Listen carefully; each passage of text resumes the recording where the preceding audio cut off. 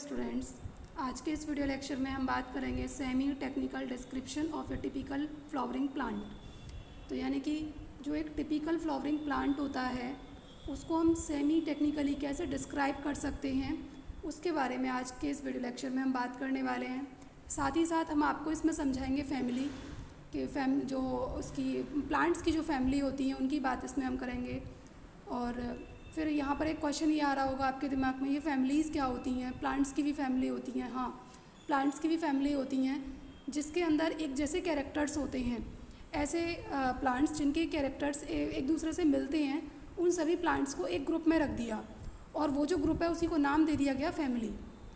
ठीक है, और इनको किस तरीके से हमने डिस्क्राइब किया तो उसके बारे में आज के इस वीडियो लेक्चर में हम बात करने वाले हैं। तो चलिए स्टार्ट करते हैं। The plant is described beginning with its habit और हैबिटेट। ये दो वर्ड होते हैं, हैबिट एंड हैबिटेट, बट यहाँ पर जो यूज़ किया गया केवल हैबिट को यूज़ किया गया है। तो यानी कि हैबिट और हैबिटेट क्या होते हैं? हैबिटेट होता है जब कोई पर्टिकुलर कोई ऑर्गेनिज्म है या कोई प्लांट है जिस जगह पर रहता है उसे कहते हैं हैबिटेट।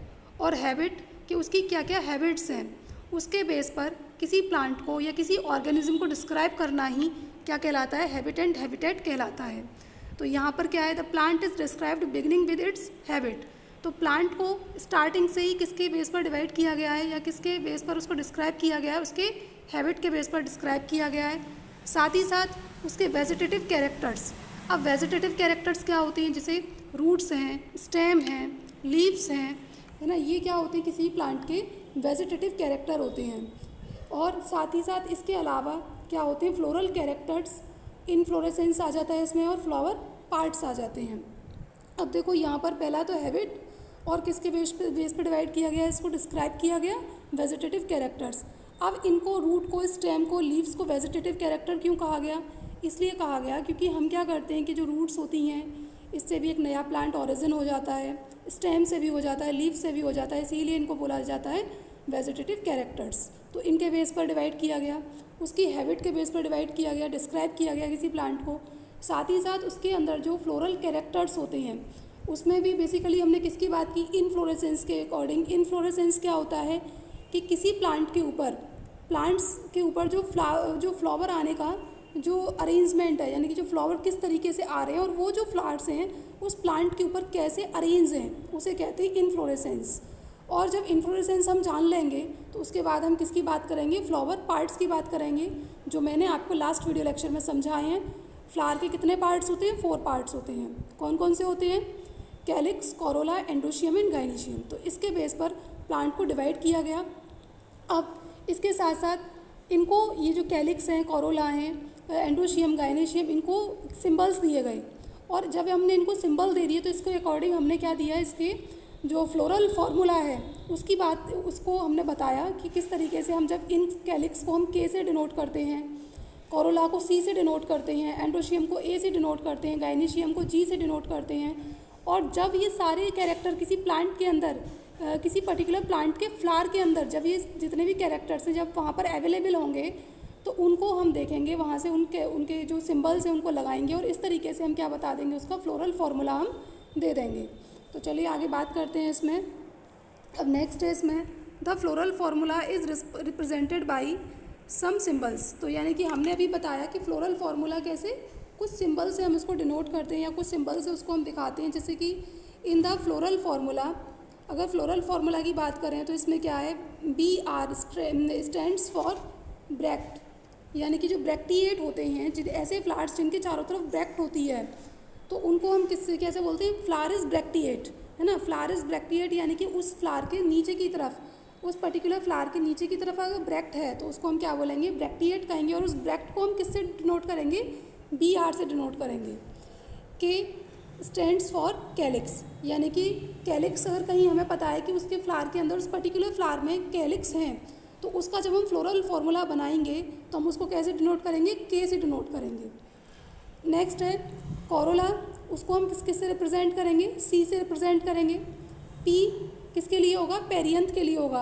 अब पेरियंथ आपने अभी तक नहीं समझे कि पेरियंथ क्या होते हैं। पेरियंथ होते हैं जब किसी फ्लावर में कैलिक्स और कोरोला कैलिक्स और कोरोला रिकॉग्नाइज नहीं हो पाते हैं, यानी कि वो फ्यूज़ होते हैं। कैलिक्स और कोरोला इतने ज़्यादा फ्यूज़ होते हैं कि हम उन्हें रिकॉग्नाइज नहीं कर पाते हैं कि कौन सा इसमें कैलिक्स है और कौन इसमें कोरोला है। तब वो किस में कन्वर्ट हो जाते हैं, तब उनको हम नाम क्या दे देते हैं, पेरेंथ या पेरियंथ हम उनको कहेंगे।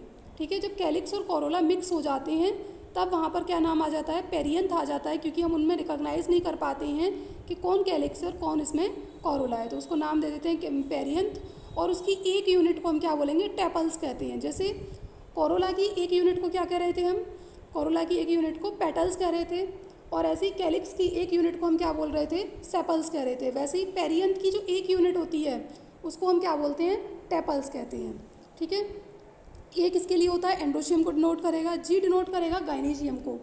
ठीक है, अब जैसे कहीं कहीं ऐसा होता है कि कुछ फ्यूज़न उनके अंदर होता है, जैसे कि कैलिक्स, और हमने बताया था कैलिक्स जुड़े हुए भी हो सकते हैं और कैलिक्स फ्री भी हो सकते हैं।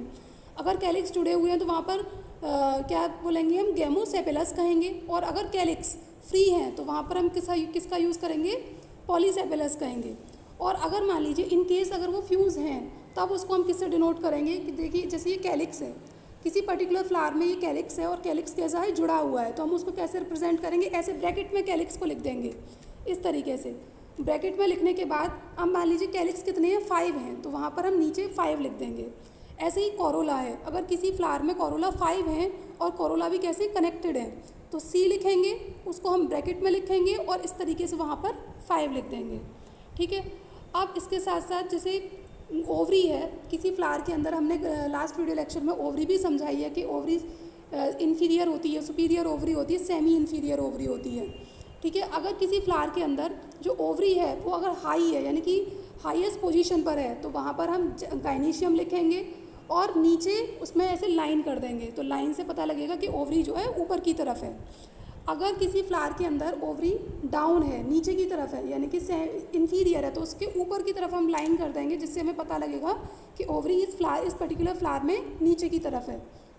और अगर ओवरी सेमी इन्फीरियर है तो वहाँ पर हम क्या करेंगे, ये वाला सिंबल हम लगा देंगे, इससे पता लगेगा ना तो ओवरी ऊपर है और ना ही ओवरी नीचे है।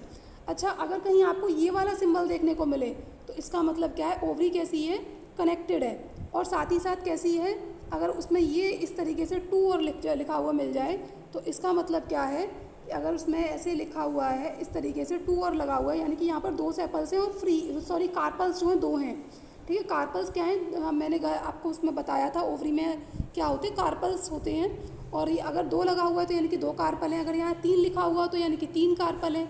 ठीक है, तो इस तरीके से हम फ्लोरल फार्मूला किसी भी प्लांट को, किसी भी प्लांट के फ्लावर को देते हैं। अब इसमें हम बात करेंगे फेबेसी फैमिली जो है, ये तो आपके सिलेबस में नहीं है, हम इसमें समझाएंगे आपको अब सोलेनेसी फैमिली को। तो सोलेनेसी फैमिली में ऑलमोस्ट जितनी भी वेजिटेबल्स हैं वो सोलेनेसी फैमिली के अंदर आ जाती हैं। जैसे पी तो पैपिलियोनेसी के अंदर आएगी, जैसे जितनी भी ब्रिंजिल है, और साथ ही साथ जैसे सोलेनम ट्यूबेरोसम है, यानी कि पटैटो को बोल रहे हैं, सोलेनम ट्यूबेरोसम है, तो वो जितने भी ऐसे जो वेजिटेबल वाली जितनी भी जितने भी प्लांट्स होते हैं वो सोलेनेसी फैमिली के अंदर आ जाते हैं।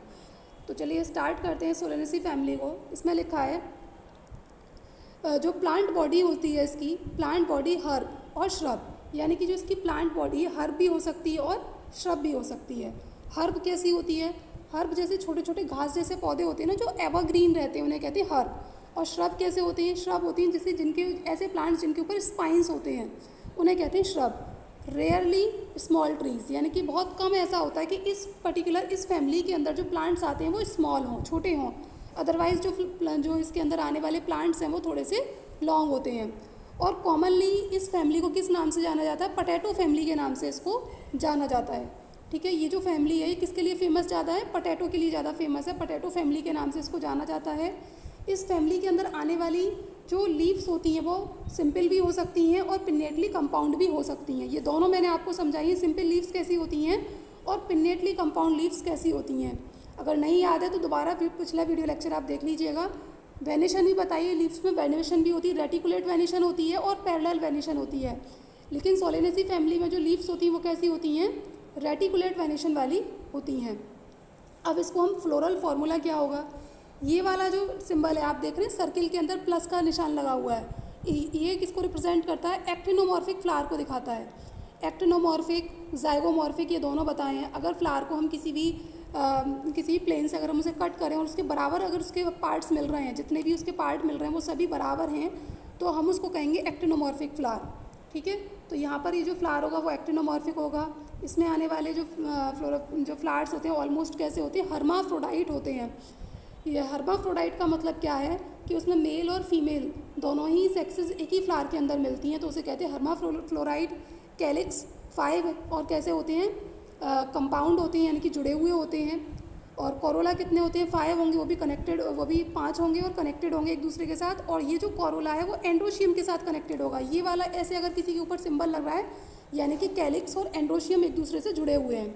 ठीक है, तो कैलिक्स जो है, सॉरी, कोरोला और एंड्रोशियम, यहाँ पर हमने कैलिक्स बोल दिया। कैलिक्स भी कनेक्टेड हो सकते हैं कभी कभी कोरोला के साथ में। ठीक है, लेकिन यहाँ पर क्या देख रहे हैं आप कि जो कोरोला है वो एंड्रोशियम के साथ कनेक्टेड है। कोरोला में कितने पेटल्स हैं? 5 पेटल्स हैं, और 5 भी कैसे हैं? गैमोपेटेलस हैं। कैसे हैं? गैमोपेटेलस हैं, क्योंकि वो कनेक्टेड हैं। एंड्रोशियम में स्टेमन्स कितने हैं? 5 स्टेमन्स हैं, क्योंकि आपको पता है एंड्रोशियम मेल पार्ट है। ऐसे ही गाइनेशियम में 2 कार्पल्स हैं, और ओवरी कैसी है इसकी? सुपीरियर ओवरी है।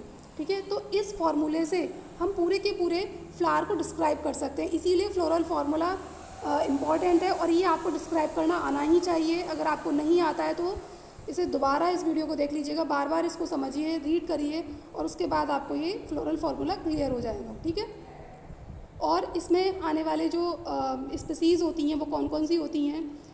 Many of them are sources of food, यानी कि ज़्यादातर हमने बताया था कि इसमें जो सब्जियां वाली जो वेजिटेबल जो जितने भी वेजिटेबल वाले जो प्लांट्स हैं वो इसके अंदर आते हैं, इसीलिए लिखा है many of them are sources of food, यानी कि इसके अंदर आने वाली जितने भी प्लांट्स होते हैं वो जो ज़्यादातर किसके होते हैं? फूड के सोर्सेज होते हैं। जैसे पटेटो है, टमाटो है, ब्रिंजल है, चिली है, ये सभी इसके अंदर, ये जितने भी प्लांट्स हैं वो इस फैमिली के अंदर, सोलेनेसी फैमिली के अंदर आते हैं।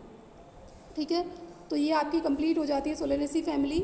और इसके बाद हम नेक्स्ट जो चैप्टर है उसे स्टार्ट करेंगे। इसमें जितने भी इस चैप्टर के अंदर जितने भी इंपॉर्टेंट टॉपिक थे वो सब कवर अप करा दिए हैं, और इसके बाद हम नेक्स्ट चैप्टर स्टार्ट करेंगे। Thank you students.